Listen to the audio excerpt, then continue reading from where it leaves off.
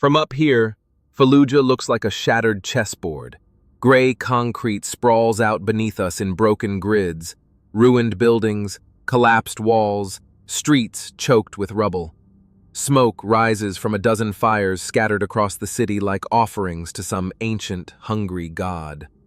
The November sun hangs low in the west, turning the Euphrates into a ribbon of molten copper beyond the industrial zone. Beautiful, if you ignore what's happening down there. I've been flying over this godforsaken city for 4 hours now. 4 hours of slow circles, scanning, watching, waiting.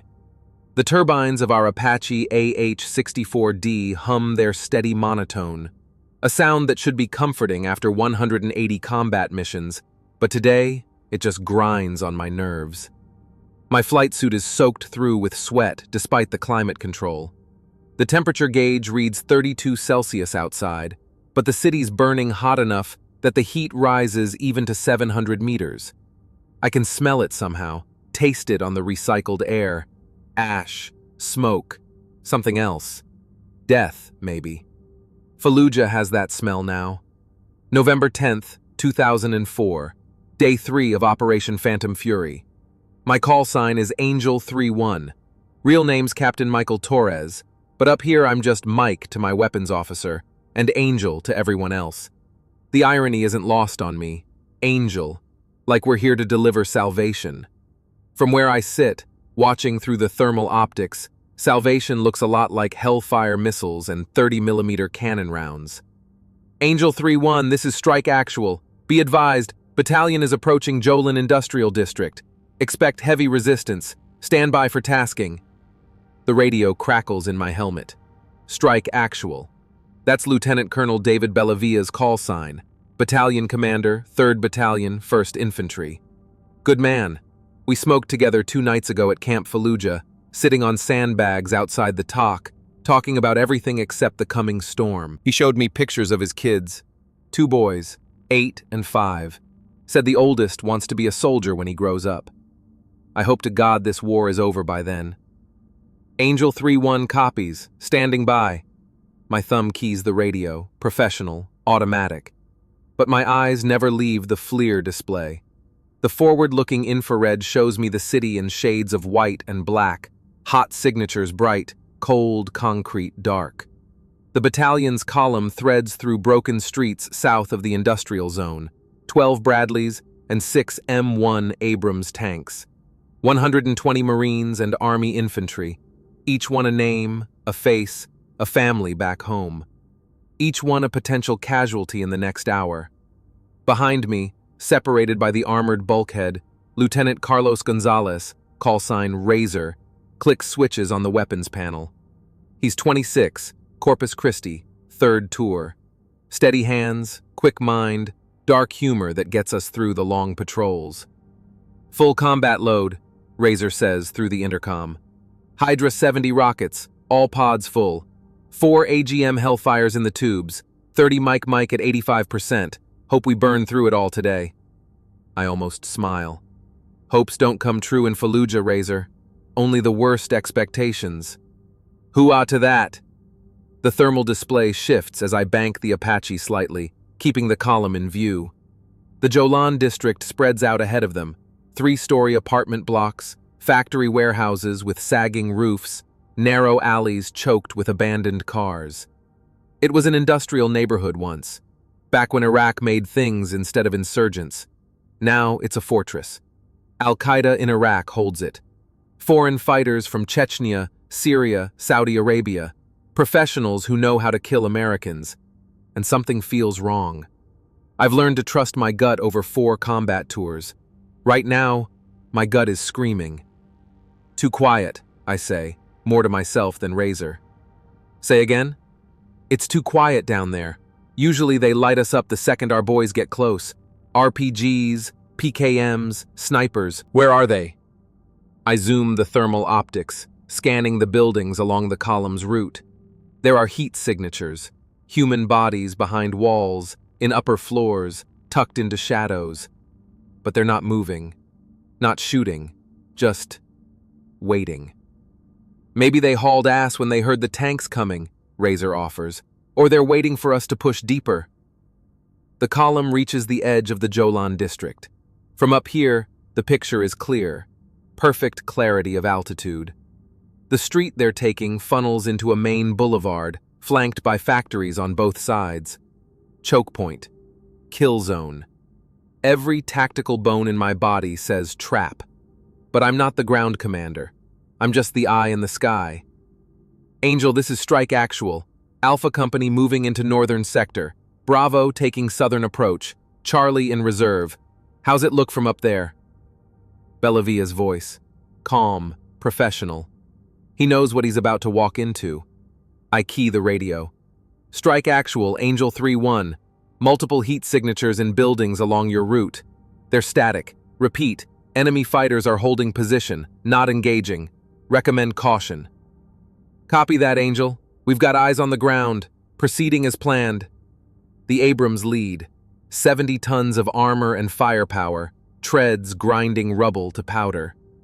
The Bradleys follow in column, their 25mm chain guns tracking windows and rooftops. Infantry dismounts stay close to the vehicles, moving in buddy teams, weapons up, scanning every doorway. Professional, disciplined, ready. And the insurgents let them come.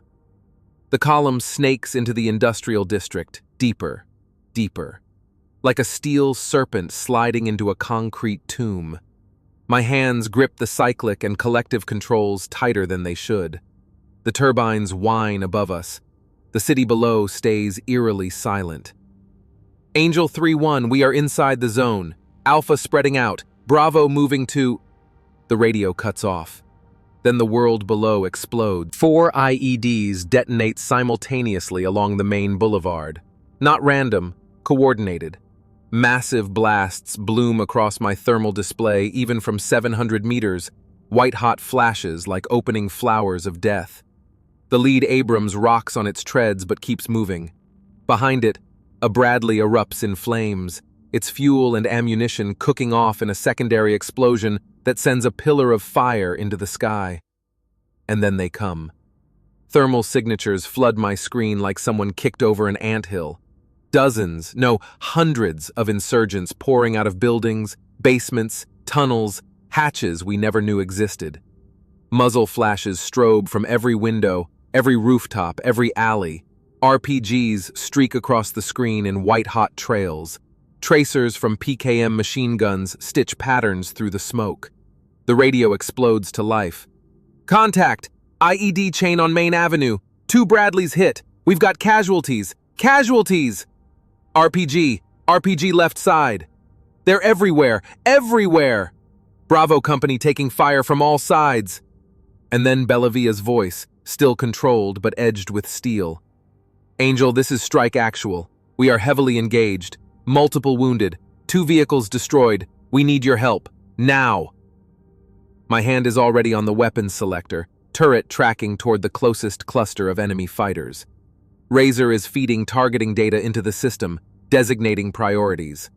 The 30mm cannon spins up with a hydraulic whine. But something makes me pause. Something on the thermal display. The insurgents aren't panicking. They're not running around like the usual fighters we face, desperate, poorly trained, firing wildly. These men move tactically. They advance by fire teams. They cover each other.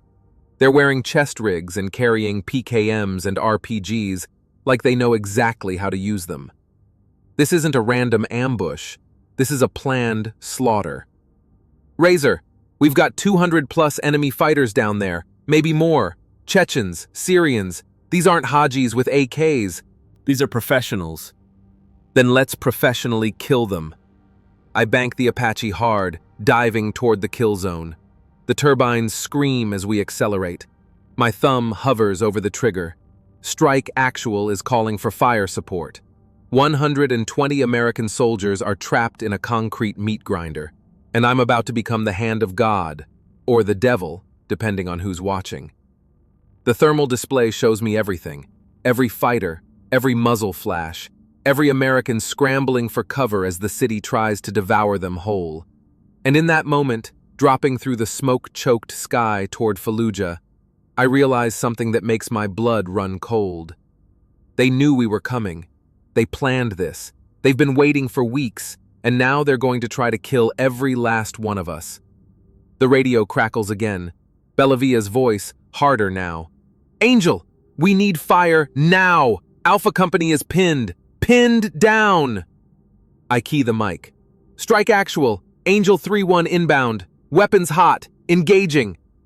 The Apache drops like a hawk toward the burning city below, and the killing begins. The Apache drops through 400 meters in seconds. The city rushes up to meet us. Concrete, smoke, fire. My hands work the controls automatically, muscle memory from 100 combat runs. Bank left, level out, acquire targets. The thermal display is a nightmare of white-hot signatures scattered across rooftops, windows, alleyways. Too many, way too many. Razor, I need targets prioritized. Heavy weapons first. Copy. Designating now. Rooftop, 11 o'clock PKM position. 3 fighters cluster behind a low wall on top of a 4-story apartment block. One's behind the machine gun, barrel flashing as he pours fire down onto the street. The others feed belts, spotting, textbook setup, interlocking fields of fire with 2 other positions forming a crossfire over the main avenue where Alpha Company is pinned. Cleared hot. My thumb presses the trigger. The M230 chain gun roars to life beneath us. The sound is somewhere between a chainsaw and thunder, a deep, rhythmic brrrt that I feel in my chest even through the armored cockpit. Tracers arc down in a bright stream. The rooftop explodes in chunks of concrete and flesh. Bodies tumble. The PKM stops firing, but 2 more machine guns open up from adjacent buildings before the first crew even hits the ground. Jesus Christ, Razor mutters. They're like roaches. The radio screams in my ears. Bravo 2 is hit. Bradley's burning. Dismounts taking casualties. We need suppression on that building. The one with the green door. Corpsman! Corpsman up! I bank hard right, scanning for the next threat. The thermal display shows Alpha Company's position. 30 Marines huddled behind 2 Abrams and a disabled Bradley, returning fire at targets in every direction. Muzzle flashes wink from windows, rooftops, ground-level doorways. The insurgents have them in a 270-degree kill zone. Classic ambush doctrine, textbook execution, and we're flying right into it. Strike actual, Angel 3-1. Enemy forces are dug in and coordinated. This isn't a mob. These are trained fighters. I'm seeing at least 200, maybe 300 combatants. You need QRF and additional air support. Bellavia's voice comes back clipped, controlled, but I can hear the strain underneath. Copy that, Angel. QRF is 20 minutes out. Hire says all air assets are committed across the city. You're our only eyes and guns right now. Do what you can. 20 minutes. A lifetime in urban combat. Roger, engaging. I key the command net to battalion headquarters. Warhorse TOC, Angel 3-1. Request immediate air support and artillery on my position. Danger close situation developing. The response makes my stomach drop. Angel 3-1, Warhorse. All assets are committed. Phantom Fury is citywide. You are sole air support for your sector. Rules of engagement remain in effect. Positive ID on all targets. Minimize collateral damage. Civilian presence possible. Warhorse, the city was evacuated 2 weeks ago. Angel 3-1, ROE stands. Warhorse out. I want to put my fist through the instrument panel. Razor says what I'm thinking. Minimize collateral damage? We're getting murdered down there. Doesn't matter. Orders are orders. But the truth is more complicated. Fallujah wasn't completely evacuated. Intelligence says maybe 10,000 civilians stayed, elderly, sick, too poor to leave, or sympathetic to the insurgents. Every building could have innocents hiding in basements. Every strike risks creating martyrs for Al-Qaeda's propaganda machine. The math is ugly. Save American lives now, maybe create more insurgents tomorrow. Welcome to counterinsurgency. I push the Apache into a gun run along the eastern flank. A group of fighters is moving between buildings, carrying RPGs toward Alpha Company's position. 5 men, tactical spacing, using cover. I line them up. Engaging multiple combatants, eastern sector. The 30mm cannon tears them apart. I don't look away. Can't afford to. The thermal display shows 4 bodies drop. The 5th drags himself into a doorway, leaving a heat trail of blood behind him. Behind us, a building erupts in RPG fire. 3 rockets streak toward our position, white trails cutting through the smoke. I jerk the cyclic hard left, the Apache rolling into evasive maneuvers. The rockets pass where we were 2 seconds ago. Taking fire! 3 o'clock high! Razor's already on it, slewing the turret. He triggers a burst from the chin gun. The window where the RPG team was positioned disintegrates in a cloud of pulverized concrete and glass. But the radio keeps screaming, "Man down! Corporal Williams is hit! Chest wound! Sucking chest wound!" Suppress that sniper. 3rd floor, blue building. Alpha 2 is Winchester. We're out of ammo. Winchester. Out of ammunition. In the middle of a firefight. Alpha 2's position shows on thermal. 8 Marines trapped behind a burning HUMVEE, surrounded by spent brass casings. They're throwing their last grenades, firing sidearms. Desperation moves. Razor, Alpha 2 needs immediate support. Find me that sniper. Scanning. Got him. 3rd floor window, northwest corner. Single shooter. Looks like a Dragunov by the heat signature. Russian sniper rifle. Probably a Chechen foreign fighter. Light him up. Razor launches a single Hydra 70 rocket. The 2.75-inch munition streaks across 500 meters in under 2 seconds. The 3rd floor window erupts in flame and shrapnel. The entire corner of the building sags, then collapses inward with a groan of failing rebar and concrete. The thermal signature disappears in the white-hot bloom of the explosion. One less. But the fighting doesn't slow. If anything, it intensifies. Strike actual to all elements. We are combat ineffective and taking casualties. Need immediate Casevac for 6 urgent surgical. 6 urgent surgical, meaning 6 men who'll die within the hour without a trauma surgeon. Strike actual, Angel. Where do you need the bird to land? Negative, Angel. Hot LZ. Too much fire. We're trying to stabilize and move to secondary position. They're trying to break contact. Pull back to defensible ground. But from up here, the problem is clear. Every street they can retreat down is covered by insurgent positions. They're boxed in. And then I see movement that makes my blood freeze. Eastern edge of the industrial district. Thermal signatures, dozens of them, moving in column formation toward Alpha Company's flank.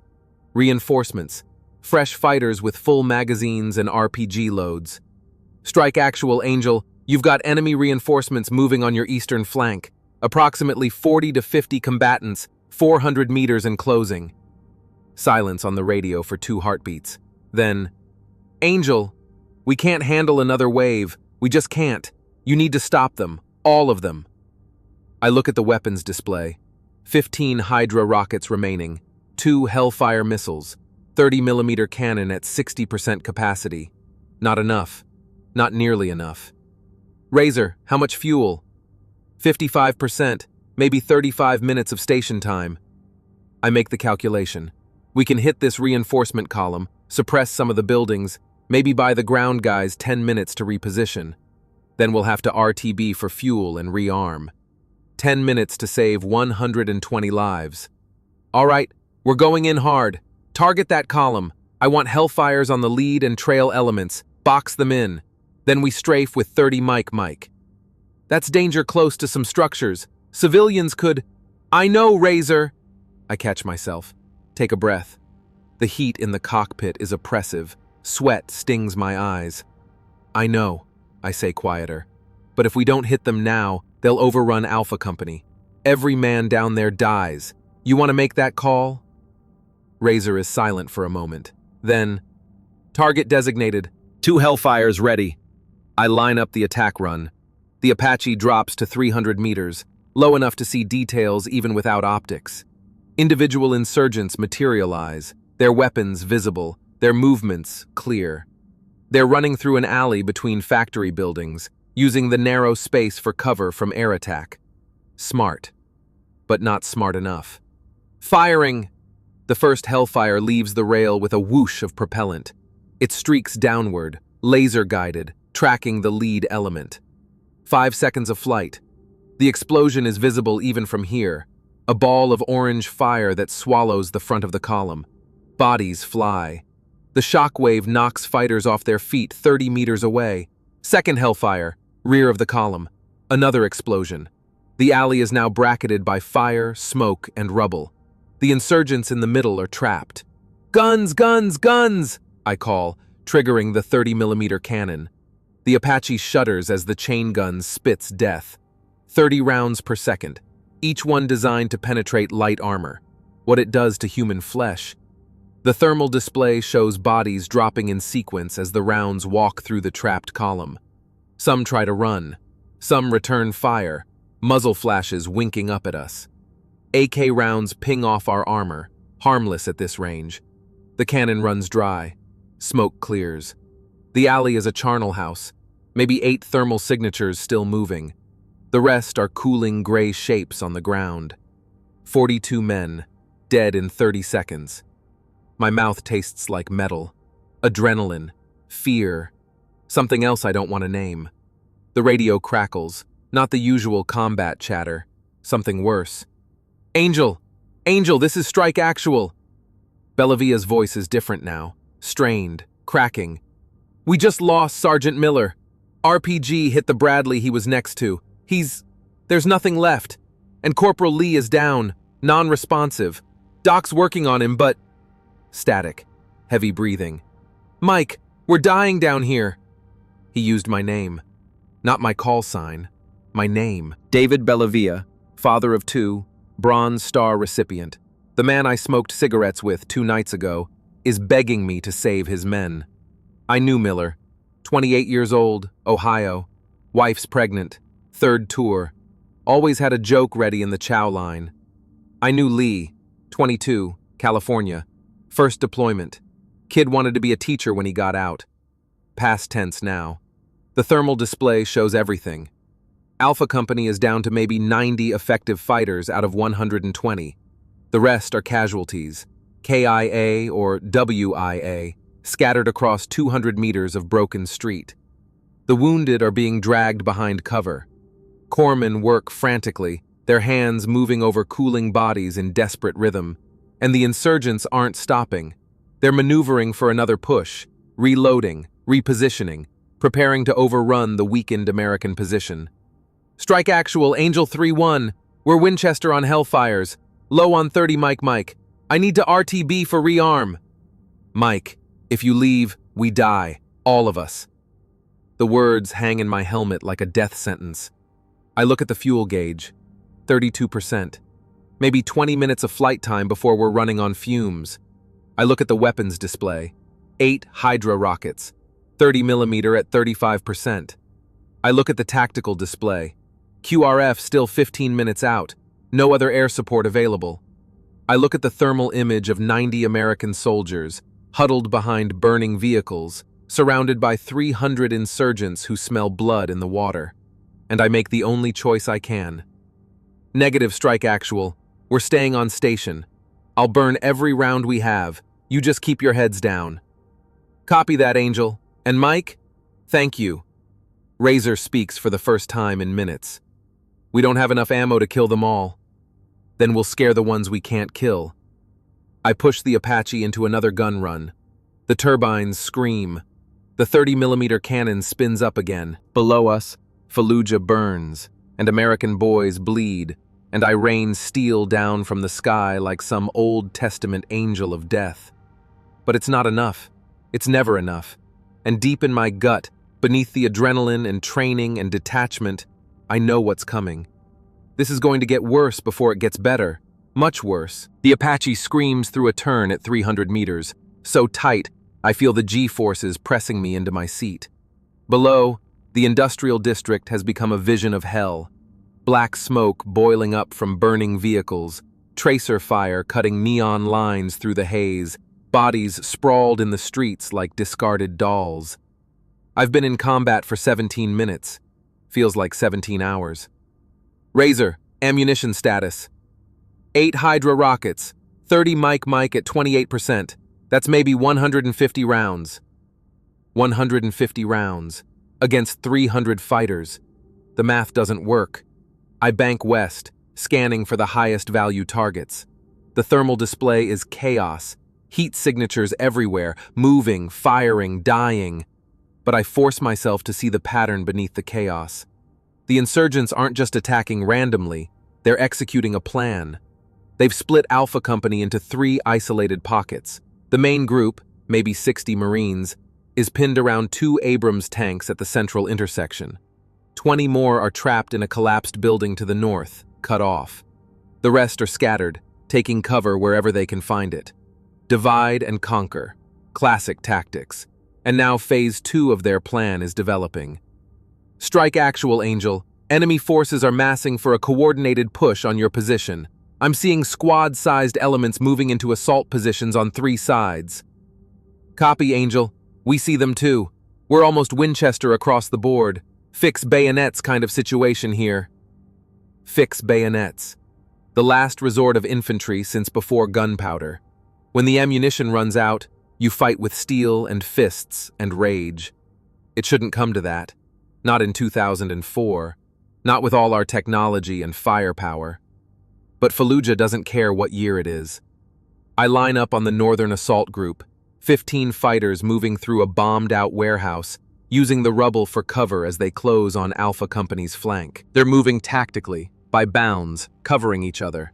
Professionals. Engaging North Sector. The 30mm cannon rips through the warehouse wall like it's made of cardboard. Concrete explodes. I walk the rounds across their position, watching thermal signatures blink out like candles in the wind. 5 down, then 6, 7. The rest scatter, diving into doorways and behind debris, but they don't retreat. They just wait for me to pass, then start moving again. Persistent bastards. Razor, we need to make every round count. Pick your shots. Heavy weapons and RPG teams only. Copy. The Apache claws for altitude, gaining separation. I need a better view of the whole battlefield. At 400 meters, the tactical picture becomes clearer and more terrifying. The main intersection where Alpha Company is dug in looks like a killing floor. 2 Abrams tanks dominate the center, their 120mm main guns silent, probably out of ammunition. 3 Bradley fighting vehicles surround them, 2 burning, 1 still operational but buttoned up tight. The Marines are using the vehicles as cover, but the defensive perimeter is shrinking. And the reason is obvious. The buildings surrounding the intersection, all 4 corners, are packed with insurgent fighters. Upper floors, ground level, even basement windows. They're pouring fire into the American position from every angle. PKM machine guns, RPG teams reloading and firing in sequence. AK-47s on full auto, spraying rounds by the hundreds. The Americans are returning fire, but their rate is slowing, running low on ammunition. It shows in their movements, longer pauses between shots, more careful aim, desperation setting in. And then something makes my heart stop. 2 Abrams tanks are trying to force their way through a barricade at the western edge of the intersection. It's their only route out, a street that leads back toward friendly lines, but the insurgents have blocked it with burned-out cars, concrete barriers, debris. The lead tank accelerates, trying to ram through. The explosion is massive. Even from 400 meters, I see the flash, white-hot on thermal, brilliant orange in visible light. The tank lifts off its treads, suspended in the air for a surreal moment, then crashes back down with a grinding shriek of tortured metal. Artillery shell, buried in the road, maybe 152mm. Soviet-era ordnance, probably from one of Saddam's old depots. Enough explosive to flip 70 tons of American armor like a toy. Jesus Christ, I breathe. The tank's left tread has been blown completely off. The vehicle settles at an angle, smoke pouring from the engine compartment. The turret hatches pop open and 4 crew members start climbing out, coughing, disoriented, and every insurgent within 200 meters sees it. Muzzle flashes erupt from every window, every rooftop, every hole in every wall. The tank crew is caught in the open, silhouetted against the burning vehicle. One tanker, probably the driver, takes 3 rounds in the chest and tumbles off the glacis plate. Another makes it to the ground before an RPG detonates against the tank's side, the overpressure and shrapnel shredding him where he stands. The other 2 run. Strike actual, Abrams 2 is disabled. Crew is evacuating under fire. I need someone to cover them. Angel, we're pinned. We can't reach them. The Marines are trying. A fire team breaks from cover, sprinting toward the disabled tank. They make it maybe 20 meters before machine gun fire cuts across their path. One goes down hard. The others drag him back, leaving a blood trail on the concrete. The 2 surviving tankers are running for their lives, weaving between debris, bullets kicking up dust at their heels. One of them, big guy, probably the gunner, is limping, wounded leg slowing him down. He's not going to make it, unless... Razor, I need suppression fire on those buildings, all of them. Burn through whatever we have left. Mike, that's... Do it! The Apache dives. I line up on the eastern building, 4 stories, windows packed with shooters. The 30mm cannon opens up, walking a line of destruction across the entire facade. Glass shatters, concrete pulverizes, bodies fall. I rake the southern building next, then the western one. The gun runs empty after the 3rd burst. Winchester on 30 Mike. But it worked. The suppression bought the tankers 5 seconds. They throw themselves behind a burned-out HUMVEE just as fire resumes. Marines reach them, pulling them into the defensive perimeter. 2 saved, 2 dead. 50-50 odds. That's winning in Fallujah. The radio explodes with overlapping voices. We need a corpsman at the north position. Sergeant Rodriguez is bleeding out. Alpha 4 is black on ammo. We're throwing rocks here. Where's that QRF? Where the fuck is QRF? I check my navigation display. QRF, Quick Reaction Force, 2 platoons of mechanized infantry, is still 8 minutes out. 8 minutes that might as well be 8 hours. And the fuel gauge is screaming at me. 20% remaining. Maybe 12 minutes of flight time before we're gliding. Angel 3-1, Warhorse TOC. Be advised, additional air support is inbound. ETA 25 minutes. Can you maintain station? 25 minutes. We'll be on the ground refueling in 12. Negative, Warhorse. We're bingo fuel in 10 mics. Have to RTB. Understood, Angel. Do what you can. Do what you can. The eternal order of military operations. Do what you can with what you have, where you are, until you can't anymore. I look at the weapons display. 6 Hydra rockets, no cannon rounds, no Hellfires. 6 rockets against 300 insurgents. Strike actual, Angel. I'm Winchester on main gun. 6 rockets remaining. Then we have to RTB for fuel and rearm. The silence on the radio lasts 3 seconds. An eternity. Then Bellavia's voice, tight and controlled. Angel, when you leave, they'll overrun us. You understand that? I understand, but if we don't refuel, we crash, and you lose your only air support permanently. QRF is 7 minutes out. F-16s are coming. You just have to hold for...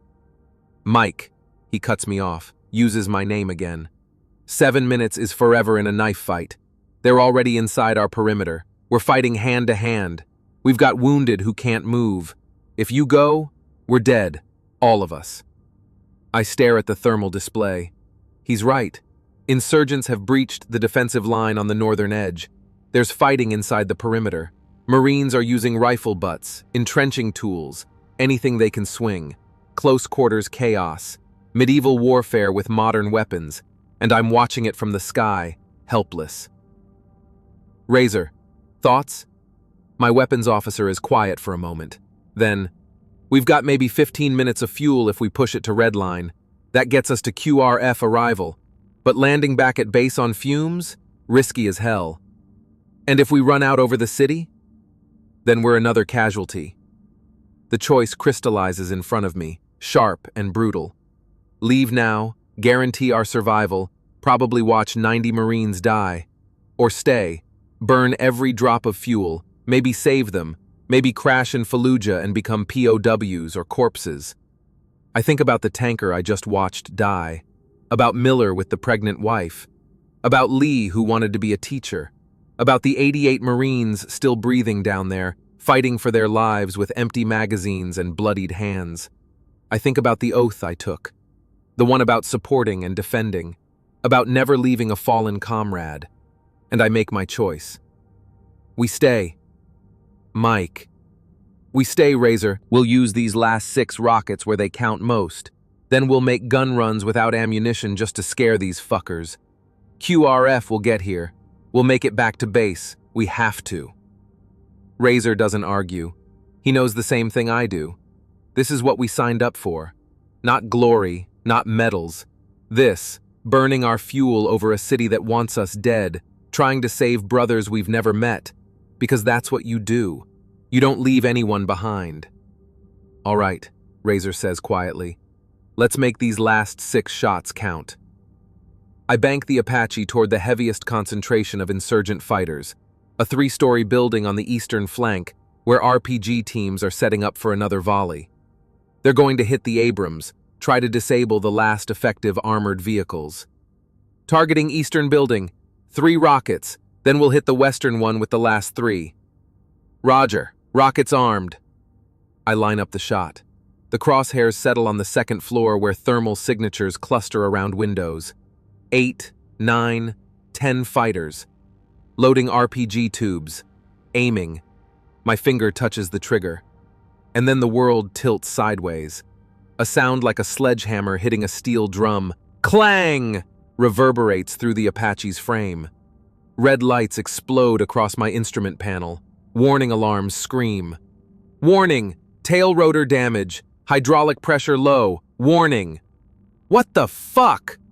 I fight the controls. The Apache yaws violently to the right, spinning.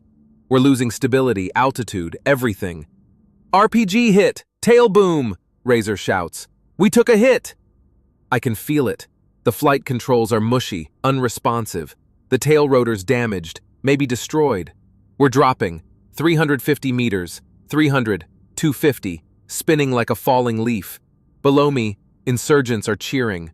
On thermal, they're jumping up and down, firing weapons in the air. They shot down an Apache, the invincible American helicopter. They got one. Every fighter in Fallujah is about to come for us. My hands work automatically, throttle adjustments, cyclic inputs, trying to compensate for the loss of tail rotor authority. The Apache shudders, vibrates, screams in mechanical agony. 200 meters, 150. Come on, baby, come on! Don't you fucking quit on me! I manage to slow the spin, level out partially. We're barely flying, more like controlled falling with attitude. But we're not in a death spiral. 100 meters, 50. The buildings of Fallujah rush past on both sides. Faces appear in windows now. Fighters pointing at us, running to rooftops with RPGs. Mike, we need to put down. Now! Trying! 30 meters, 20. I spot an open area, an empty lot between factory buildings, maybe 60 meters across. Covered in rubble and debris, but flat enough. Brace for hard landing! I cut power to the main rotor, trying to auto-rotate down. The Apache drops hard. The ground rushes up. 10 meters. 5. Impact. The landing gear hits first, absorbing some of the shock, then collapses. We slam into the dirt at a 40-degree angle. Metal shrieks. Something in the engine compartment explodes with a muffled whoomp. My helmet smashes into the canopy frame. Stars explode across my vision. Then silence. For exactly 2 seconds. Then the radio comes alive. Angel! Angel, respond! We saw you go down! What's your status? I taste blood. My head feels like it's been hit with a bat, but I'm alive. Razor, you good? Behind me, I hear coughing. Yeah, I'm good. Nose is bleeding, but I'm good. I look at the instrument panel. Everything's dead or dying. Hydraulic pressure, 0. Electrical, failing. Fuel, leaking. The Apache is finished. We're on the ground, in Fallujah, in the middle of enemy territory, and every insurgent within a mile knows exactly where we are. I key the radio with shaking hands. Strike actual. Angel 3-1. We're down. Repeat, we are down. 800 meters north of your position. Bird is destroyed. We're on foot. The silence that follows is worse than any explosion. Then Bellavia's voice, and I can hear the horror in it. Angel, hold your position. We're coming for you. Just hold on. We're coming. But his position on the tactical display is still flickering on emergency battery power. He's surrounded, out of ammunition, fighting for his life. He can't come for us. Nobody can. Razor asks the question I'm thinking. What do we do?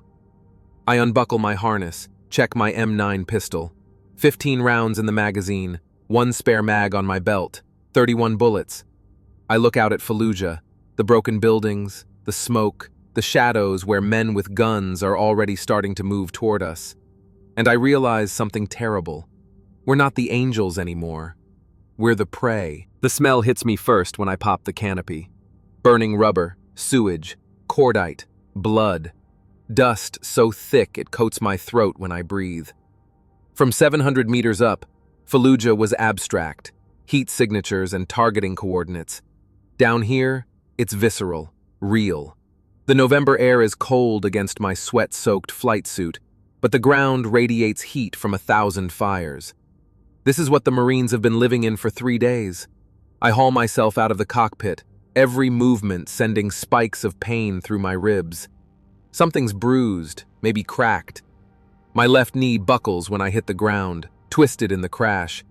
I catch myself against the Apache's fuselage, hot metal burning my palm even through my gloves. Razor drops down beside me, M4 carbine in his hands. His nose is streaming blood, broken in the impact. His eyes are wide, scanning the buildings around us. We need to move, now! He's right. The Apache crashed in a debris field between 2 factory buildings, 30 meters of open ground with minimal cover. Rubble piles, twisted rebar, a burned-out car, not much else. And around us, I can hear them coming. Shouts in Arabic, the metallic click-clack of AK-47s being charged. Footsteps crunching through broken glass. They're close. Maybe 50 meters, maybe less. Strike actual, Angel 3-1. We are mobile, moving to covered position. What's your situation? The radio crackles. Bellavia's voice is barely audible over the sound of gunfire. Angel, still engaged heavy. Can't break contact. QRF inbound, 5 minutes. Hold position. We'll come for you when... Static. The radio cuts out. I look at the tactical display on my wrist, still functioning on battery backup. Alpha Company's position is 400 meters south. Between us, buildings packed with insurgents, streets turned into kill zones, a medieval nightmare of urban combat. They can't reach us, and QRF won't know where to look. Razor, we need to find hard cover. That building, northwest corner, 2 stories, partial collapse. We can defend from there until QRF arrives. That's 80 meters of open ground. You got a better idea? He doesn't. We run. My knee screams with every step. Razor's breathing hard through his broken nose, blood spattering the front of his flight suit. We weave between rubble piles, using every scrap of cover. 30 meters, 50. The first shots come when we're 60 meters out. AK fire, that distinctive metallic chatter, slower than an M4, heavier rounds. Bullets kick up dust to our left. I don't look back, don't stop, just run. More gunfire, this time closer. Something tugs at my sleeve, a round passing through fabric, missing flesh by millimeters. 70 meters. Razor stops, turns, fires a 3-round burst back toward the Apache. Covering fire. I don't see if he hits anything. We're already moving again. The building looms ahead, a 2-story structure with the roof half collapsed, walls pockmarked by bullets and shrapnel. Ground floor has a doorway, dark and yawning. We dive through it as automatic fire stitches across the wall behind us. Inside, it's darker, cooler, the smell of concrete dust and stale air. My eyes adjust slowly, rubble on the floor, exposed rebar hanging from the ceiling, daylight filtering through cracks in the walls. Stairs, 2nd floor! Razor points to a concrete stairwell, partially intact. We climb. The stairs are littered with debris, shell casings, dried blood. Someone fought here before. Someone died here. Second floor is more exposed. Roof is gone entirely, open to the sky, but the walls provide some cover. Windows overlook the lot where the Apache smolders. Figures move around it now. 8, 10 insurgents, approaching cautiously, weapons raised. They're looting the bird, Razor says. One fighter climbs onto the Apache's nose, waving an AK-47 over his head. Victory pose. Others are pulling at the access panels, probably trying to get at the avionics, the weapons systems. Let them, I say. We need to stay quiet. QRF will be here in 4 minutes. But even as I say it, I know 4 minutes is an eternity. Razor sets up at the window facing south, toward Alpha Company's position. I take the north window, watching the approach from the industrial district. My M9 pistol feels pathetically inadequate in my hands. 15 rounds. Against how many? Don't think about it. The radio hisses on my survival vest. Angel 3-1, this is Warhorse TOC. QRF is 3 minutes from your last known position. Can you mark your location? Negative, Warhorse. We're in a compromised position. Multiple hostiles nearby. Cannot mark without giving away our Voices below. Close. In the building. I freeze mid-transmission. Hand over the radio mic to muffle it. Razor looks at me. His eyes say what we're both thinking. They found us. Footsteps on the stairs. Heavy boots. Multiple sets. At least 3, maybe 4. Speaking Arabic in low, urgent tones. I holster the M9, pull my survival knife. 7 inches of steel. Razor does the same, setting down his M4 carefully to avoid noise. If they come up those stairs, we'll have maybe 2 seconds to react before they open fire. In this confined space, a grenade would kill us both instantly. The footsteps reach the landing. 1 floor below us. Pause. I can hear them talking. Can't understand the words, but the tone is clear. They're discussing whether to search the upper floor. One voice sounds young, nervous. Another is older, commanding. The older voice says something sharp, an order. The footsteps start climbing again. Razor positions himself next to the stairwell entrance, knife ready. I'm on the opposite side, pistol drawn now. If it goes loud, it goes loud. No helping it. 3 steps from the top. 2. 1. Ahead appears, young guy, maybe 20. AK-47 slung over his shoulder, keffiyeh wrapped around his face. His eyes meet mine for a fraction of a second. I see surprise, fear. Then Razor moves. He grabs the fighter's rifle sling, yanks him off balance into the room. The knife comes up, finds the gap between the keffiyeh and chest rig. Razor drives it into the throat, twists, pulls it free in a spray of arterial blood. The fighter goes down gurgling, hands clutching his neck. The men behind him shout. I shoot the second one as he rounds the corner. 2 rounds, center mass, 1 to the head. The 9mm reports are deafening in the enclosed space. He drops. Third fighter is smarter, doesn't come up the stairs. Instead, he leans around the corner and fires blind, spraying AK rounds up the stairwell. Razor and I flatten against the walls as bullets punch through plaster, snap past our heads. 1 round hits the dead fighter at my feet, making the body jerk. The AK goes empty. I hear the magazine being changed. I lean out, fire 3 rounds down the stairwell. Hear a scream, footsteps stumbling away. Hit him, but didn't drop him. Then silence. He's running, Razor whispers, blood from his nose mixing with blood from the kill, making his face a horror mask. But the damage is done. The entire neighborhood knows where we are now. The radio crackles. Angel 3-1, we heard gunfire at your pass. QRF is 2 minutes out. Can you hold? Affirmative, Warhorse, but we're compromised. They know we're here. Roger. QRF has your grid. Humvees inbound with fire support. Stay alive 2 more minutes. 2 minutes. I reload my pistol. 12 rounds left in the magazine, 15 in the spare. 27 bullets total. Razor retrieves his M4, checks the magazine. 4 mags, 120 rounds. Outside I can hear engines, vehicles approaching, and voices, Lots of voices. They're massing for an assault. I move to the south window, peer out carefully. What I see makes my stomach drop. The lot around the Apache is filling with fighters. Not just a squad or two, dozens of them, pouring out of buildings, alleys, converging on our position. Some have AKs, some have RPGs. I see one with a PKM machine gun, setting up on a tripod across the lot. Razor, we've got 30+ hostiles outside. They're forming up for an assault. QRF, better hurry. I key the radio. Warhorse, Angel 3-1. Enemy forces massing on our position.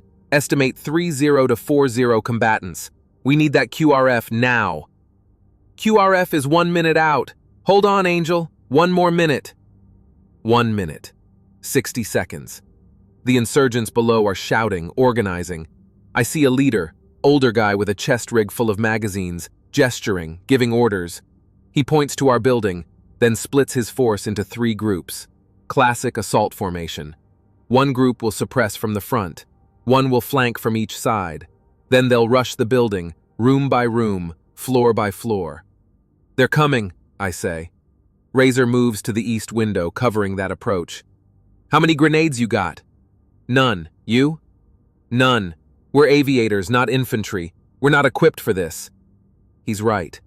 Our survival gear is designed for evading after ejecting over rural areas, signaling devices, water, basic first aid, not for urban combat against overwhelming odds. The PKM gunner opens fire. Heavy 7.62mm rounds punch through the walls like they're made of paper. Concrete explodes in puffs of dust. I drop flat as a sustained burst walks across the wall 2 feet above my head. Razor returns fire with the M4, controlled bursts, 3 rounds each, at the machine gun position. The gunner flinches, ducks, but he's behind cover. Razor's rounds spark off concrete, don't penetrate. "Conserve ammo!" I shout over the gunfire. The flanking groups are moving now. Through the north window, I see them running in short bursts between cover points. 12 fighters on this side. Probably similar numbers on the south. 30 seconds until they reach the building. And then I hear it. The most beautiful sound in the world. The throaty roar of diesel engines. The mechanical clatter of Bradley fighting vehicles. QRF. Angel 3-1, this is Saber 6. We have visual on your building. Get down and stay down. Roger that! Razor and I hit the floor. The Bradley's 25mm Bushmaster cannon opens up, a sound like God ripping apart the sky. I've called in fire support hundreds of times, but I've never been on the receiving end of friendly fire support. It's terrifying and glorious at the same time. The cannon rounds impact across the lot. The PKM position disappears in a cloud of pulverized concrete and shredded flesh. The insurgents trying to flank scatter, running for their lives. The Bradley keeps firing, walking the rounds across every position where fighters are visible. Then the Humvees arrive, 4 of them, turret-mounted 50-caliber machine guns blazing. The heavy rounds tear through walls, vehicles, bodies, anything in the open. The assault breaks. The insurgents run, abandoning the attack, fleeing into the maze of buildings and alleys. Some are cut down in the open. Others make it to cover. Within 30 seconds, the lot is empty except for bodies and smoke. Angel 3-1, Saber 6, area secured. Coming to extract you now. Stay put. Razor looks at me. His face is gray with dust and blood and exhaustion. We made it. Yeah, but I don't feel relief. I feel numb. 2 minutes later, infantry dismounts from the Bradleys, securing a perimeter. A squad rushes our building, clears the ground floor, calls us down. "Friendly coming out!" I shout, raising my hands. We descend the stairs, stepping over the bodies we made. The young fighter Razor killed is staring at the ceiling, eyes already glazing over. He looks even younger dead than he did alive. 17, maybe. Somebody's son. Outside, a sergeant, name tape says, Morrison, grabs my arm to steady me. "You Angel 3-1? "Yeah, Captain Torres. This is Lieutenant Gonzalez." "Good to meet you, sir. Let's get you out of here before they regroup. Your bird's a total loss, but you two are walking. That's what matters." He guides us to a Humvee. I climb in, my leg finally giving out. A medic starts checking me over, shining a light in my eyes, palpating my ribs, asking questions I barely register. Through the armored glass, the Apache is visible. It's burning now. Somebody set it on fire. Thick black smoke pours from the wreckage. $200 million of technology, reduced to scrap and ash. And 2 American pilots who almost became statistics. The convoy starts moving, heading south toward Alpha Company's position. The radio chatter fills the Humvee. Strike actual Sabre 6. We have Angel crew secure. Moving to your POS for link-up. Sabre 6, strike actual. Roger that. We've pushed the enemy back. Situation stabilized. Still have wounded who need Casevac. Stabilized. Bellavia's battalion held. They're alive. But I know the cost. I saw it on the thermal display before we went down. 14 killed. 23 wounded. Because the Apache couldn't do enough. Because I couldn't do enough. Razor sits across from me, head back against the seat, eyes closed. His flight suit is crusted with dried blood, his own and the fighter he killed. His hands are shaking. "Hey," I say quietly. He opens his eyes. "You good?" He nods slowly. Yeah, I'm good. Just never killed a man with a knife before." I know. Up in the Apache, it's different. Targets on a screen. But down here, I looked him in the eyes, felt the knife go in, felt him die. "You did what you had to do. He would have killed us both." Doesn't make it easier. No, it doesn't. The Humvee hits a pothole, jostling us. Pain flares in my ribs. I grit my teeth, ride it out. Morrison leans over from the front seat. "We're 2 minutes from Strike Actual's position. You want us to get you straight to the aid station, or you want to see your ground guys first?" I think about Bellavia, about Miller and Lee, and the 14 others who won't be going home, about the 88 who are still breathing because an Apache stayed on station until it crashed. I want to see them. "Roger that, sir." The convoy rounds a corner, and suddenly we're in the midst of Alpha Company's position. It looks like the end of the world. Burning vehicles, rubble, spent brass casings ankle deep, blood on the concrete, already drying in the sun. Wounded Marines sitting against walls, corpsmen working on them. Others standing watch, weapons ready, eyes hollow. The 1,000-yard stare. I've seen it before. I've got it myself now, probably. The Humvee stops. Morrison opens the door. "Welcome back to the shit, sir." I climb out, favoring my bad leg. Razor follows. And there's Bellavia, stumbling toward us, face black with soot and cordite, uniform torn, empty magazines hanging from his vest, but alive, on his feet. We meet in the middle of the street. For a moment we just stand there, 2 soldiers who've been through hell together, even from different altitudes. Then he pulls me into a rough embrace, clapping my back. "You stubborn son of a bitch," he says, voice rough with exhaustion. "You stayed. You burned your bird to the ground and you stayed. Had to. No one left behind." He pulls back, looks me in the eye. 14 KIA, Johnson, Lee, Miller, Rodriguez, Chen, McFadden, Smith. I watched them die, Mike. Watched and couldn't do a goddamn thing except call you for fire support. His voice breaks on the last words. 2 of them, he continues, quieter now. 2 died from danger close fire, from our own ordnance. Johnson and Lee. The explosion, they were too close. But Mike, if you hadn't fired, we all would have died. All 120. You saved 88 men today. I want to tell him that math doesn't work. That 2 dead Americans don't balance against 88 saved. That I can see Johnson's pregnant wife and Lee's parents receiving the news, and no tactical calculation makes that okay. But I don't say any of that, because he knows. He feels the same weight. "I did what I had to," I say finally. "We all did." Around us, the sounds of war continue. Artillery rumbling in the distance, helicopters overhead, more Apaches, still flying, still fighting. F-16s screaming past on gun runs deeper in the city. The battle for Fallujah isn't over. It's just getting started. The Kazovac Black Hawk lifts off from the makeshift landing zone, a cleared intersection surrounded by rubble and burning vehicles. I watch it climb through the smoke, carrying the urgent surgical cases. 6 Marines who'll die without a trauma surgeon within the hour. If they're lucky, they'll make it to the combat support hospital at Camp Fallujah in 12 minutes. If they're lucky. Razor and I are supposed to be on that bird. Orders from Warhorse TOC. Extract the downed aircrew, get them medical attention, debrief. Standard procedure. But I refused. I'm staying until the last man is out, I told the crew chief. I called in the fire that killed 2 of these guys. I'm not leaving before they do. The crew chief didn't argue. He just nodded and lifted off with the wounded. Now I'm sitting on the running board of a shot-up Humvee, legs splinted by a corpsman, ribs taped, head still ringing from the crash. Razor's beside me, face cleaned up, nose packed with gauze. We look like hell, but we're alive, which is more than can be said for 14 others. Bellavia approaches, carrying 2 bottles of water. He hands us each one, then sits down heavily on a concrete barrier. For the first time, I see how exhausted he is.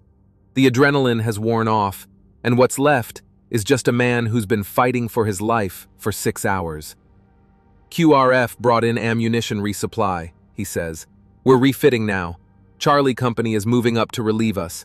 We should be able to pull back to the fallback position in 30 mics. Casualties? 14 KIA confirmed, 23 WIA, 11 of those urgent surgical. Another 16 with minor wounds who are staying in the fight. Out of 120, that's over 40% casualties. The numbers hit like a punch. 40%. In modern American military operations, a unit is considered combat ineffective at 30% casualties. Alpha Company should be dead or routing, but they held. How? I ask. Bellavia takes a long drink of water, stares at the ground. How did we hold? Fear, mostly. Knowing that if we broke, we'd all die. And you. That Apache making gun runs, even after you ran out of ammo. Just seeing you up there, hearing the turbines, it made the guys think we had a chance. Then you went down, and we thought we'd lost our guardian angel. But somehow we kept fighting anyway. He looks up at me, and I see something in his eyes I wasn't expecting. Guilt. Johnson and Lee, he says quietly. I gave the order. Danger close. Fire on my position. That was my call, not yours. You just executed it. I pulled the trigger. I gave the order! His voice cracks, loud enough that nearby Marines turn to look. He lowers it again, but the intensity doesn't fade. I saw the situation. I knew we were about to be overrun. Hand to hand with 40 insurgents who'd already breached our perimeter. We had maybe 60 seconds before they slaughtered everyone. So I made the call. Fire on us. Kill some of our own to save the rest. He pulls a blood-stained notebook from his cargo pocket, flips it open. Names written in pencil, some crossed out. Sergeant Marcus Johnson, 28 years old, Phoenix, Arizona. Wife's name is Sarah. She's 7 months pregnant with their first kid. A girl. They were going to name her Emma. His hand shakes as he reads. Corporal David Lee, 22, San Jose, California. First deployment. Wanted to be a high school history teacher when he got out. His dad's a Marine veteran from Desert Storm. His mom's a nurse. He closes the notebook, clutches it like it's the only thing keeping him upright. I know their names, Mike. I know their families. I wrote the letters before this operation, just in case. Standard procedure. But I never thought I'd be the one who got them killed. You didn't kill them. The insurgents did. And what do I tell their families? Sorry for your loss, but your son was killed by American ordnance in a danger-close strike. How do I explain that? I don't have an answer. Because there isn't one. This is the calculus of command. Making decisions with incomplete information, under fire, with lives hanging in the balance. Sometimes you choose between bad and worse. Sometimes you lose people either way, and you live with it for the rest of your life. You saved 88 men, I say finally. Johnson and Lee included. They'd be just as dead from the insurgents, probably worse. At least it was quick. Bellavia laughs, a bitter, broken sound. Quick, yeah, quick. Like that makes it better. We sit in silence for a moment. Around us, Alpha Company is reorganizing. Marines reload magazines, redistribute ammunition, gulp water, treat minor wounds. Some are eating MREs mechanically, refueling their bodies for the next fight. Others just stare at nothing, processing what they've been through. One young Marine, can't be more than 19, sits against a wall, M16 across his lap, crying silently. His squad leader sits next to him, arm around his shoulders, not saying anything, just being there. That's brotherhood, not the Hollywood version. No dramatic speeches or heroic music, just exhausted men holding each other together through hell. Razor speaks for the first time since we sat down. How long does the battle for Fallujah last? The whole city? Bellavia shrugs. Intelligence says another week, maybe 2. We've taken maybe 40% of the city. The insurgents are falling back to the southern districts, fortifying. It's going to be house to house, room to room, all the way to the end. How many insurgents total? Estimates range from 3,000 to 5,000. Foreign fighters, Al-Qaeda, local militias.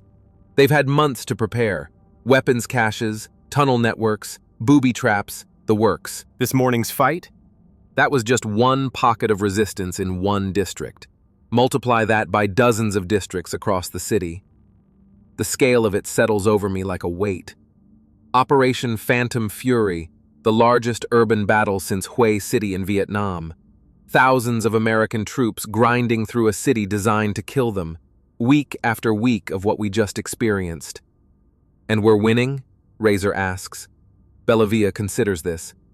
Winning? Yeah, probably. We've got the firepower, the training, the air support. The insurgents will lose eventually. But the question isn't whether we win. It's what it costs. How many Johnsons and Lees, how many Marines and soldiers go home in boxes, or with pieces missing, body parts or pieces of their souls? He stands up stiffly, his knees popping. I need to check on my guys. You two should get back to base when the next bird comes through. Get proper medical attention. File your reports. The Air Force will want to know what happened to a $60 million Apache. 80 million, actually. I correct him automatically. With all the avionics upgrades? Even better. The paperwork will be legendary. He starts to walk away, then stops, turns back. Mike, Razor, thank you. For staying. For burning your bird into the ground to keep us alive. Most aviators would have RTB'd when you went Winchester. You didn't. You stayed until you couldn't anymore. That's something I won't forget. None of us will. I nod, not trusting my voice. He walks away, moving among his Marines, checking on them, speaking quietly to squad leaders.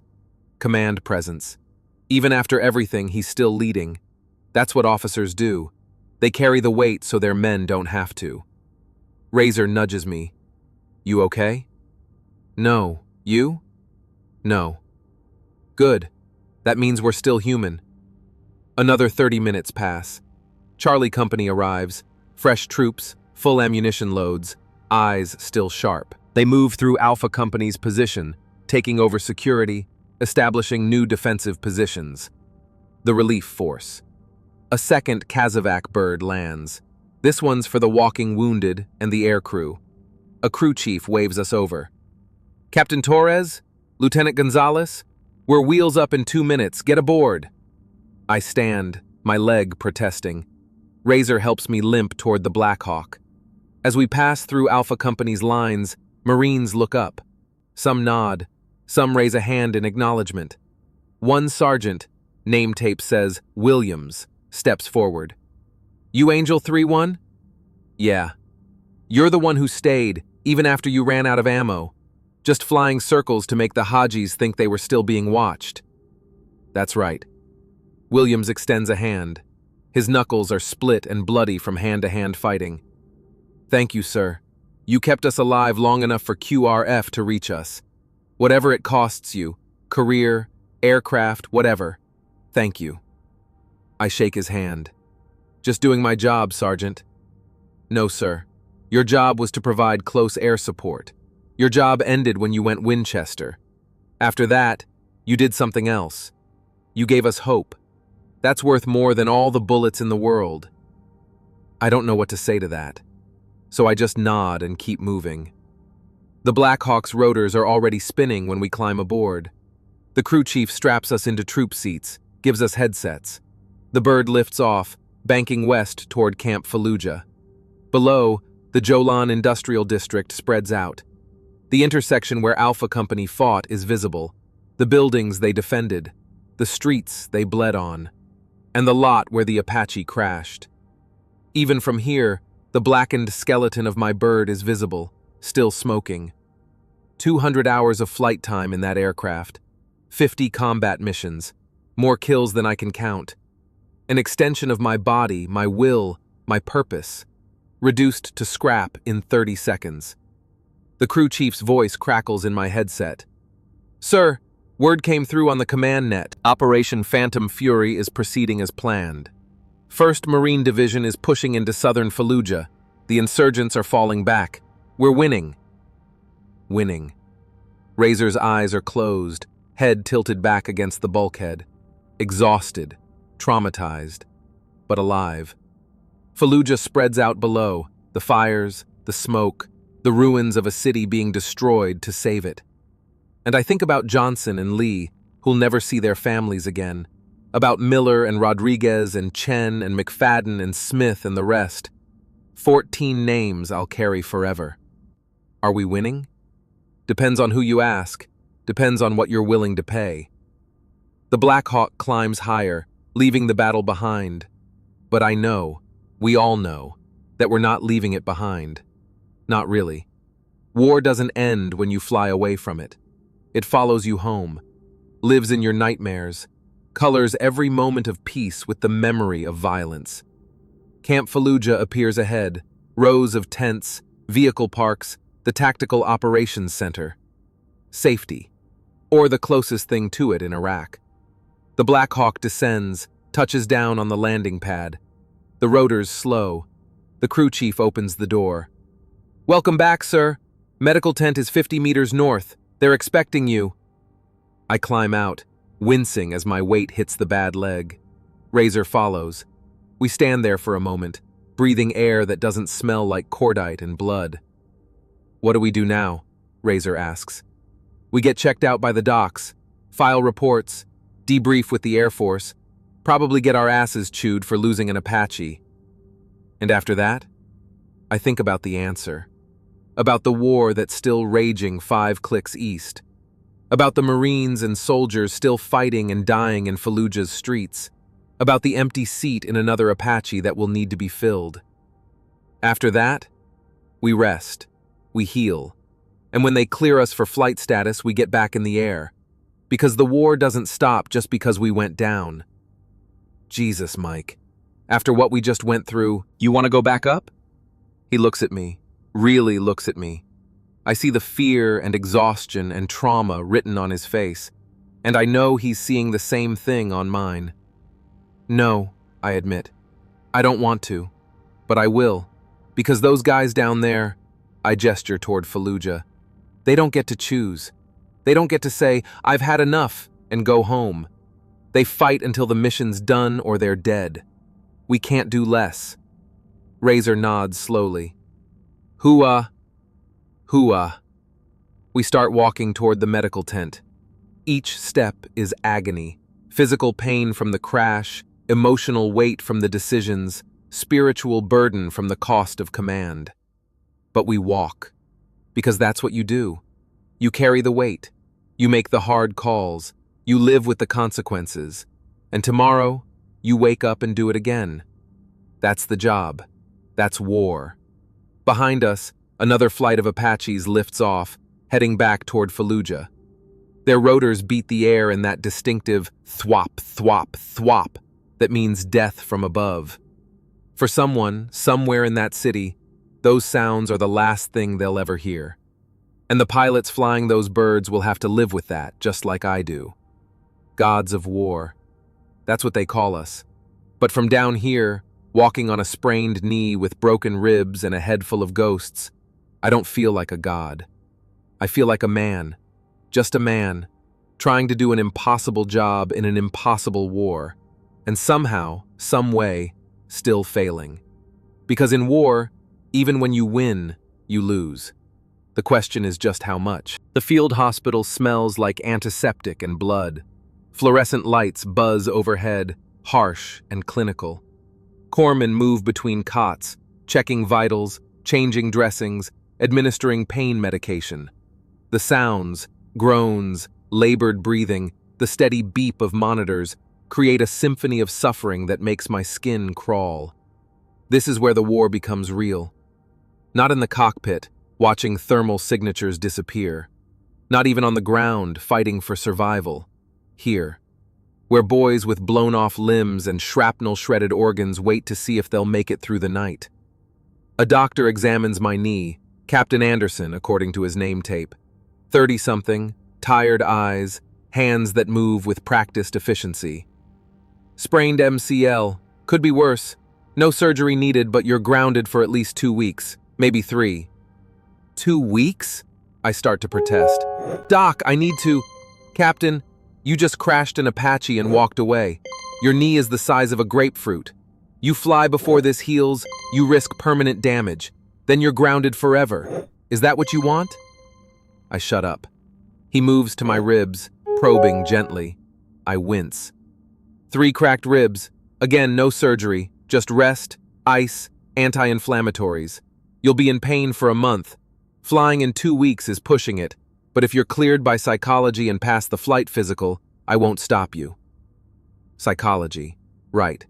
They'll want to make sure the crash didn't break my brain along with my bird.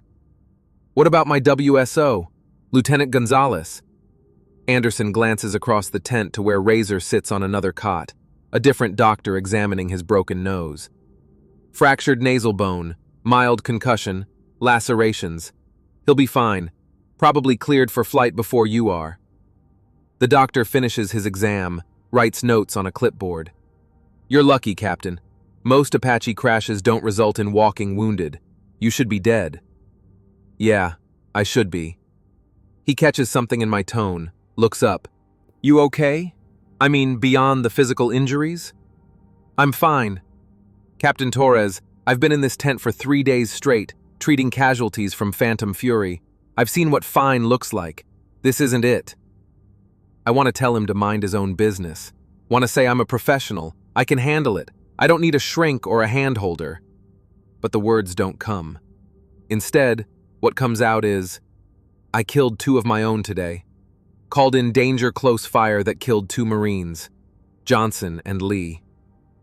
Anderson sets down his clipboard, sits on the edge of the cot. You called it in, or the ground commander did? Does it matter? I pulled the trigger. It matters, because if the ground commander called for danger close, that means he assessed the situation and decided that risk was acceptable.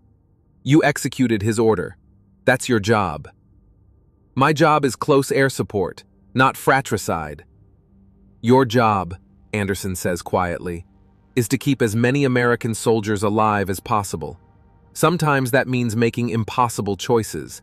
Sometimes people die anyway. But you don't get to carry all that weight alone. The ground commander shares it. The chain of command shares it. Hell, even the insurgents who put you in that position share it. I shake my head. You weren't there. You didn't see. You're right. I wasn't. But I've been in this tent for 72 hours, and I've seen 46 KIA come through. 46 American soldiers and Marines who aren't going home. You know how many of them died from friendly fire? 2. Johnson and Lee. You know how many died from insurgent fire? 44. So before you climb up on your cross and martyr yourself, remember that you saved 88 others. The math sucks, Captain, but math doesn't lie. He stands, picks up his clipboard. Get some rest, eat something, hydrate. Report to psychology tomorrow at 0800 for your eval. If you pass, you'll be back in the air soon enough. He walks away to the next patient, leaving me alone with my thoughts, which is exactly what I don't want. Razor joins me outside the medical tent 20 minutes later. We sit on sandbags, watching the sun set over Camp Fallujah. The sky is orange and red, beautiful, if you ignore the smoke columns rising from the city to the east. Doc says I'm cleared for flight in a week, Razor says. You? 2 weeks minimum, knees fucked. So what do we do until then? Write reports, debrief, explain to a very angry colonel how we lost an $80 million aircraft. We didn't lose it. We crashed it saving Marines. Tell that to the Air Force bean counters. We sit in silence, watching helicopters take off and land on the flight line. More Apaches heading out for night missions, Blackhawks bringing in wounded, Chinooks delivering supplies, the machine of war grinding on without us. I keep seeing his face, Razor says suddenly. Who? The guy I killed, with the knife. He was young, Mike. Couldn't have been more than 20. And when I stabbed him, when I felt the blade go in and the blood come out, he looked surprised, like he couldn't believe he was dying, like he thought he was invincible right up until he wasn't. He was trying to kill us. I know, but that doesn't make it easier. From the air, it's abstract, targets on a screen. But up close, looking in someone's eyes while they die, that's different. I don't have an answer for him, because he's right.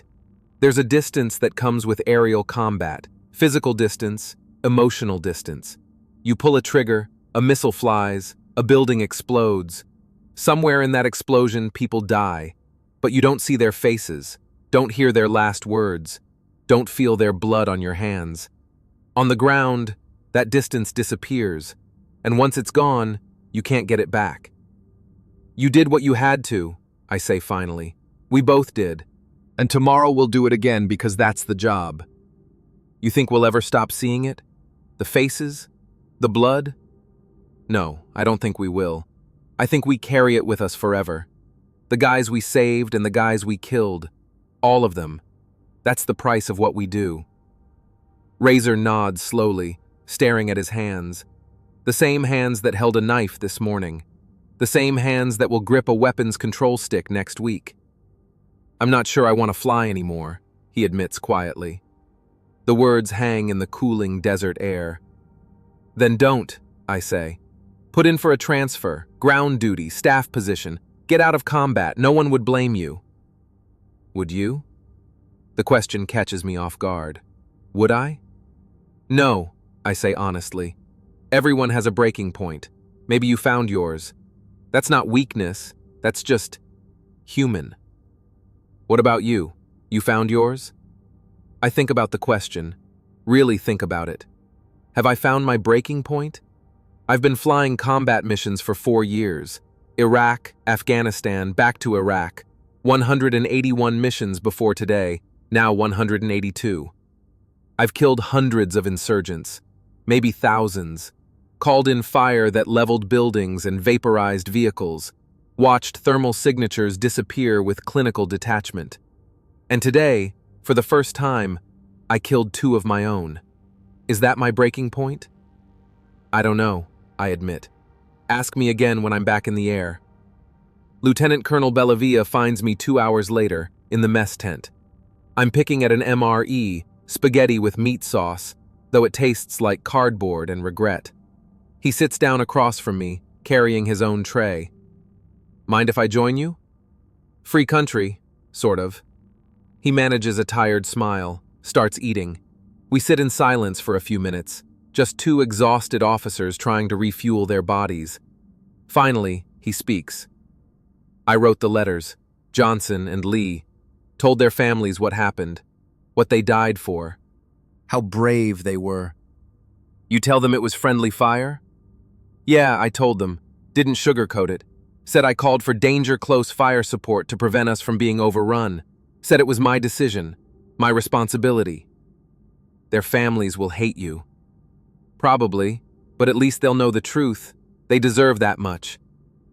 He takes another bite, chews mechanically. You know what the worst part is? I'd make the same call again.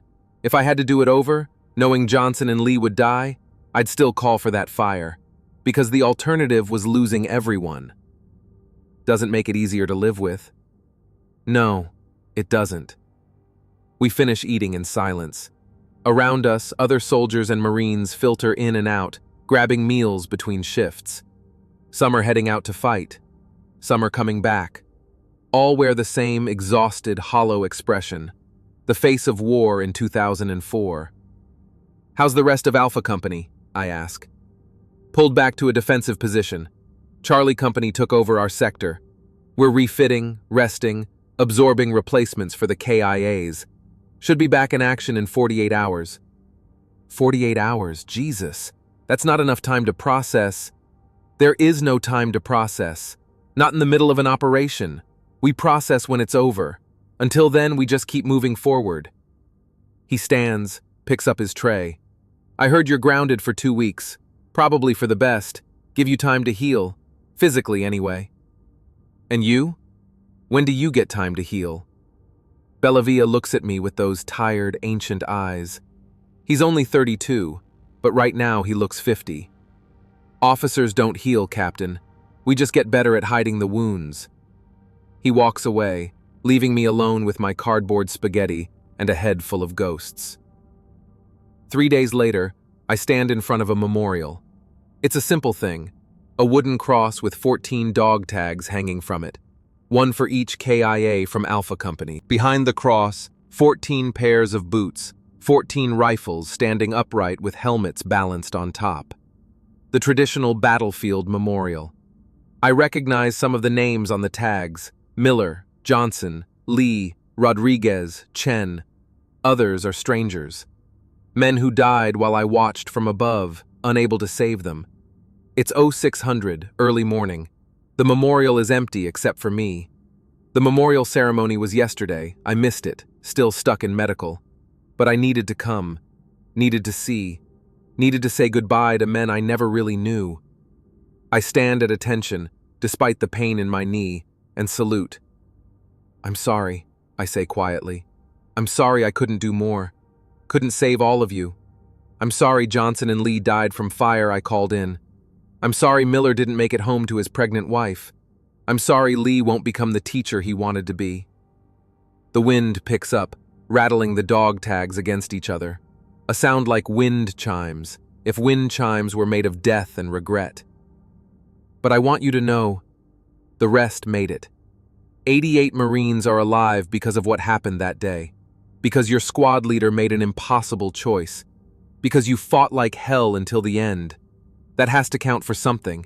It has to. I don't know if I'm trying to convince them or myself.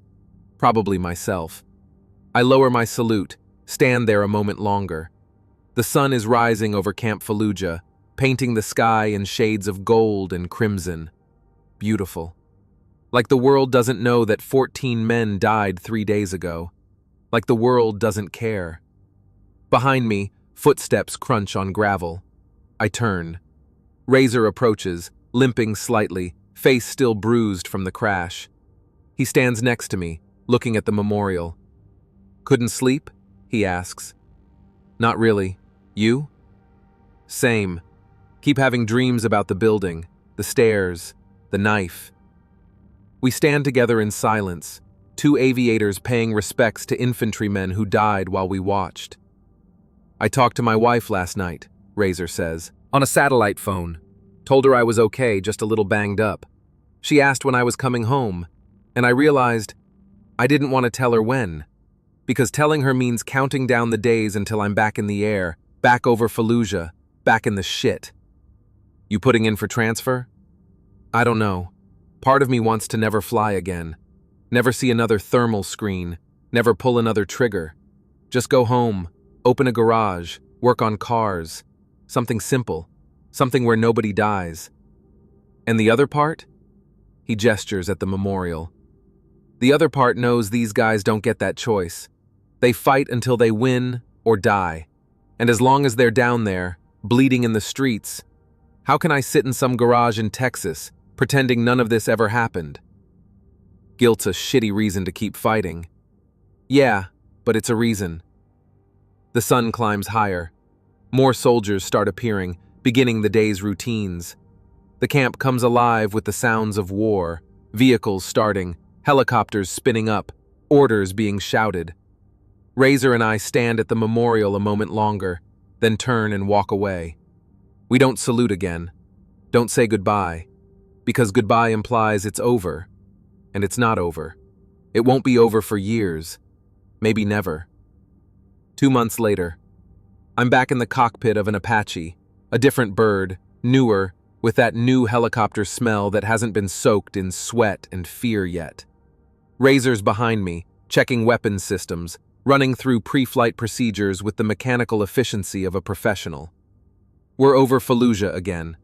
Operation Phantom Fury officially ended 3 weeks ago.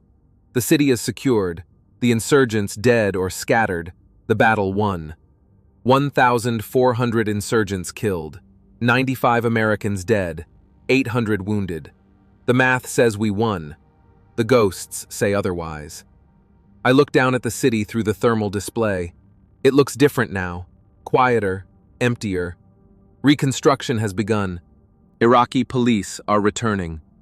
Life, slowly, painfully, is coming back to Fallujah. But I can still see the places where we fought. The Jolan Industrial District, the intersection where Alpha Company made their stand, the lot where my Apache burned. They've cleared the wreckage, hauled away the scrap metal, filled in the craters, repaired some of the buildings, like it never happened. But I know it did. I was there. Angel 3-1, Warhorse TOC. Your patrol sector is clear. No contacts expected. Routine surveillance only. Angel 3-1 copies. Routine. That's what they call it now. Routine surveillance over a city we destroyed to save. I circle slowly, watching the streets below. Thermal shows scattered heat signatures, civilians mostly. Families returning to their homes, or what's left of them. Children playing in rubble-strewn lots.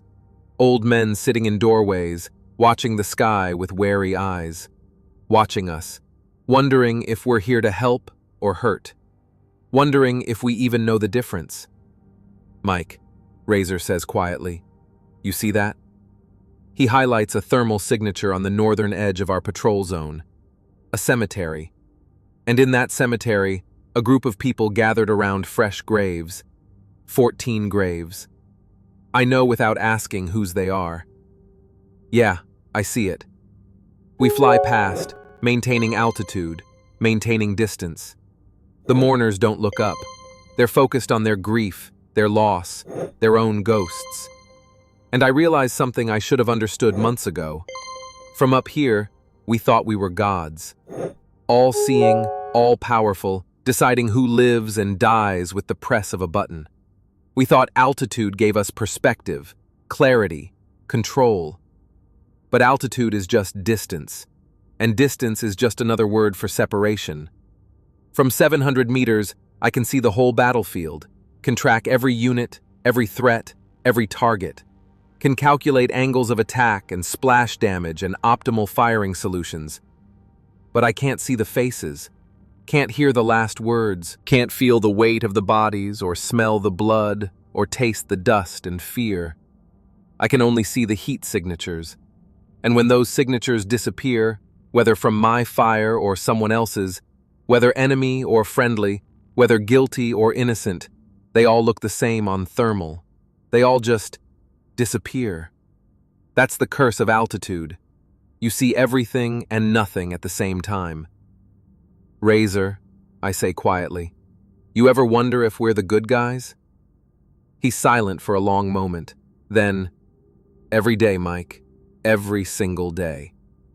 The Apache continues its patrol, turbines humming their eternal monotone. Below us, Fallujah smolders in the December sun. Behind us, the cemetery with its 14 graves. Ahead of us, endless sky, and the next mission, and the one after that. And inside us, the names we carry, the faces we remember, the choices we made and will make again, because that's what we do. We fly, We fight, we kill, and we tell ourselves it's for something greater than ourselves, for freedom, for democracy, for protecting our brothers on the ground. Maybe it is. Maybe it isn't. Maybe the truth is somewhere in between, in that gray space where heroes and killers occupy the same body, where salvation and damnation come from the same trigger pull. Maybe we'll never know for sure, but we keep flying anyway.